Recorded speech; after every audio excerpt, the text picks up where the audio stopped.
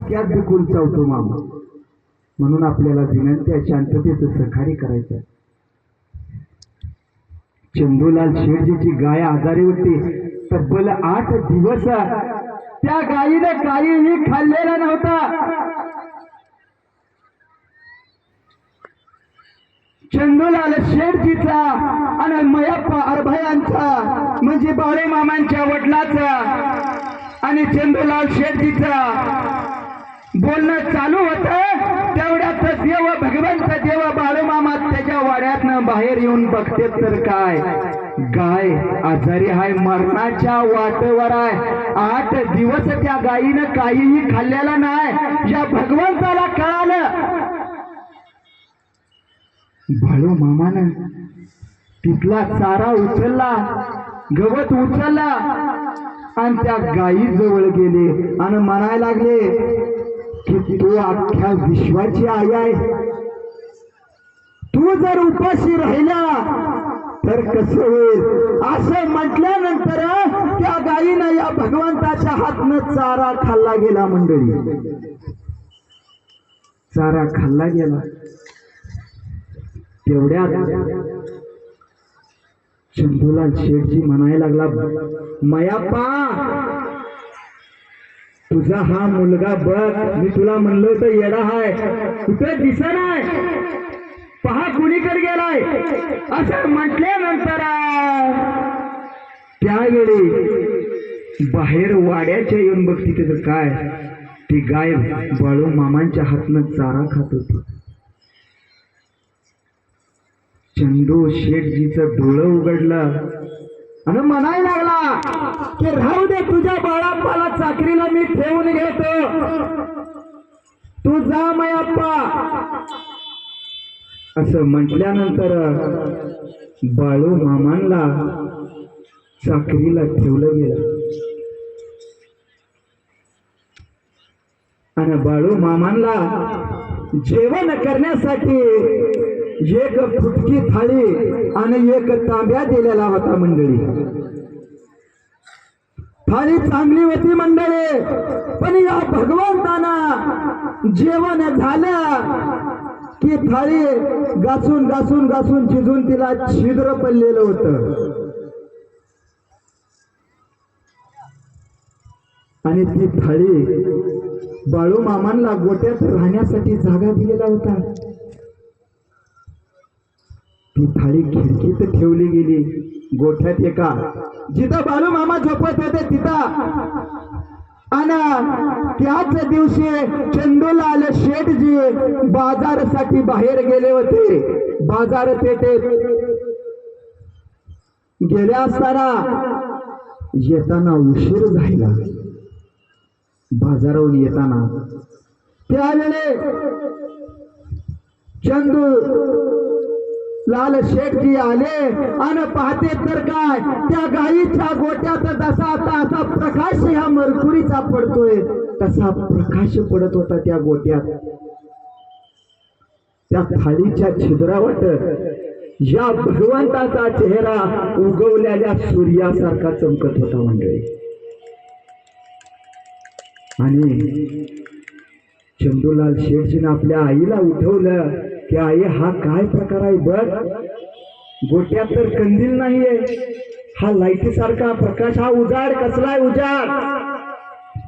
चंदूलाल शेठजीच्या आई मासाहेबांना त्या गोट्यात गेले आणि या भगवंताची थाळीकडे पाहिलं तर त्या छिद्रावाट त्यांच्या जैन समाजाचं दर्शन झाले. मंडळी,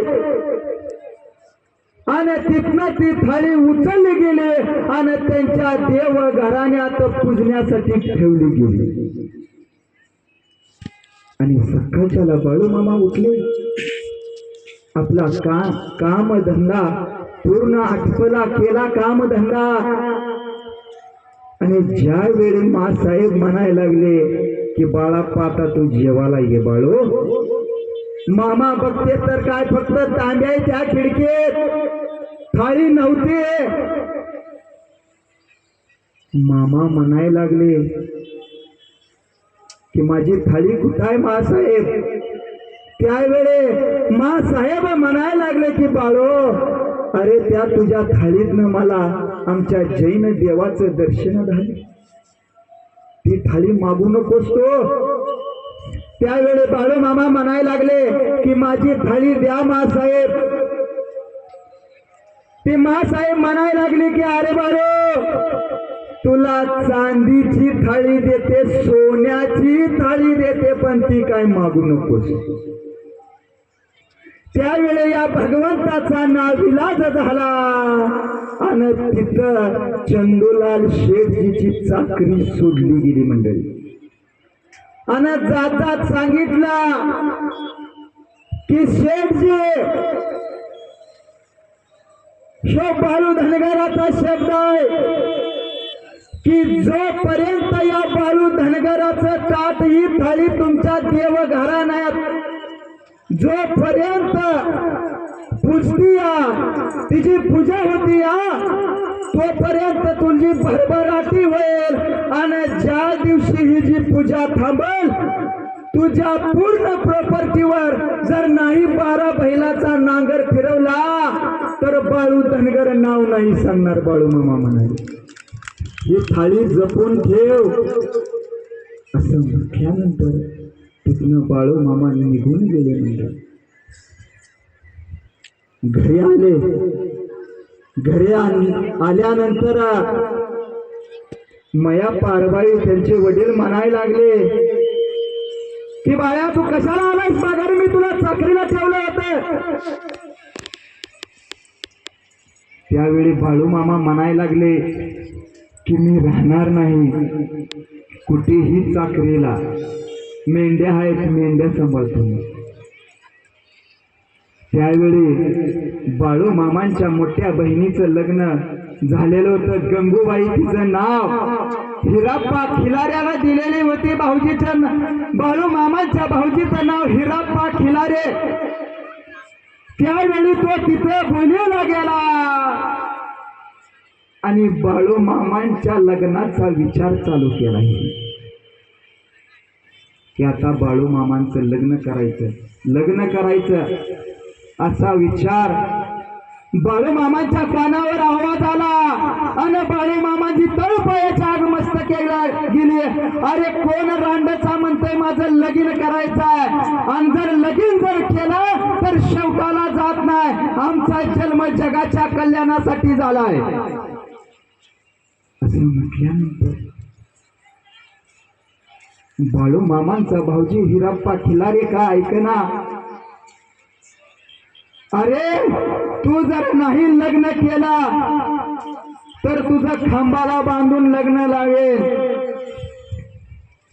असं म्हटल्यानंतर या भगवंताच्या मुखातनं शब्द सुटला, अरे असे बळजबरी जर माझं लग्न लावशीला तर त्याच मांडवात मुसर पाणी पिऊन मरशीला म्हणले बाळू मामा स्वतःच्या सख्या भाऊजीला.